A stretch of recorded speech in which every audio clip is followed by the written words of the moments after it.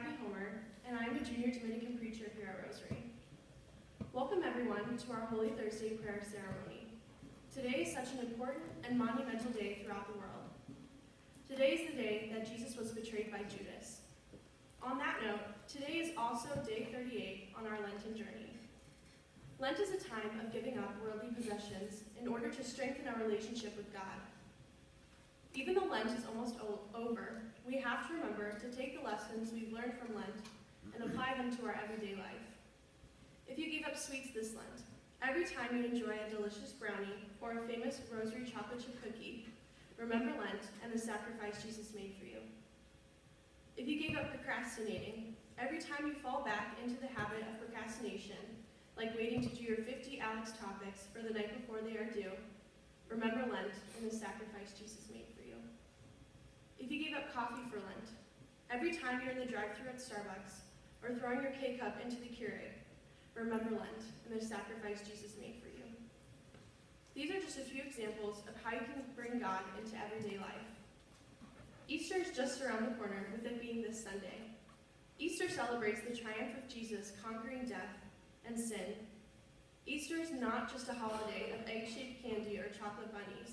Though delicious, that is not the true meaning of Easter. I had to learn this lesson a more difficult way. When I was 7, my queen of a mother took my brother and I to a local egg hunt, a classic soccer mom move, I might add. When we arrived, I was in my cute little Easter dress, basket in hand, ready to get all the plastic eggs I possibly could. All the children, including myself, surround the field of colorful eggs, almost like the cornucopia in Hunger Games, but much higher stakes, of course. And then the long-awaited countdown begins, and all of us are off. I dive down in the grass, totally wrecking my Easter dress, but it was every woman and man for themselves. In the end, I only got about 10 eggs, and I was super disappointed in myself. Even though I was only 7, this is a perfect example of having a materialistic view on Easter.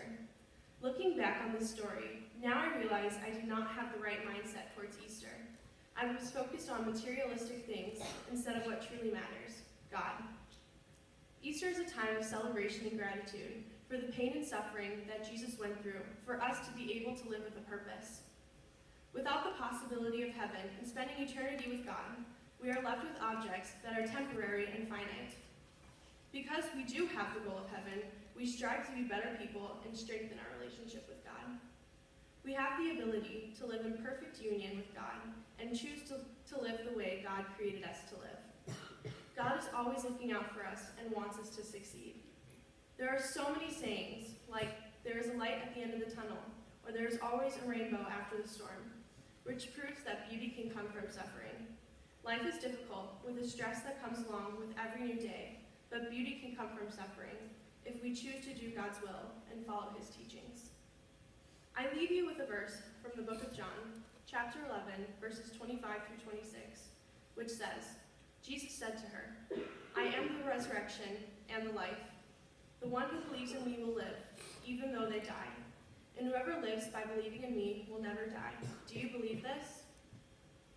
Within these last couple days of Lent, I challenge you to take a step back and truly realize the power of Jesus, and to take the steps that are necessary to grow in a relationship with him. Make the time to be involved within your church community, such as prayer services, but most importantly, Easter Sunday Mass or church service.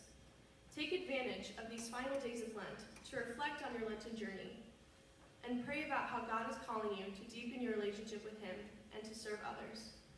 I also challenge you, during our time of adoration, to reflect upon your purpose in the presence of the Blessed Sacrament. Reflect on your God-given talent to fulfill your purpose, just as Jesus fulfilled his purpose on the cross.